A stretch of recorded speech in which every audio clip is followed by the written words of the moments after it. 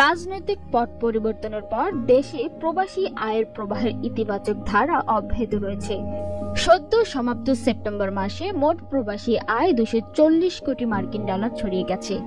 চলতি বছরের দ্বিতীয় সর্বোচ্চ আয় এসেছে গত মাসে এবং এতে 80% প্রবৃদ্ধি ঘটেছে। বাংলাদেশ ব্যাংক থেকে পাওয়া তথ্যে দেখা গেছে মোট প্রবাসী আয় এসেছে 240 কোটি ডলার। গত আগস্টে আয় এসেছিল 222 কোটি ডলার। গত বছরের সেপ্টেম্বরে প্রবাসী আয় এসেছিল 133 কোটি ডলার। সেই হিসাবে গত বছরের একই সময়ের তুলনায় গত মাসে প্রবাসীরা 80% বেশি অর্থ দেশে পাঠিয়েছেন। কেন্দ্রীয় ব্যাংকের তথ্য অনুযায়ী 2024-25 অর্থ বছরে প্রথম 2 মাসে মোট প্রবাসী আয় এসেছে 413 কোটি 79 লাখ ডলার। এর মধ্যে জুলাই মাসে আসে 191 কোটি 37 লাখ ডলার এবং আগস্টে 222 কোটি 41 লাখ ডলার।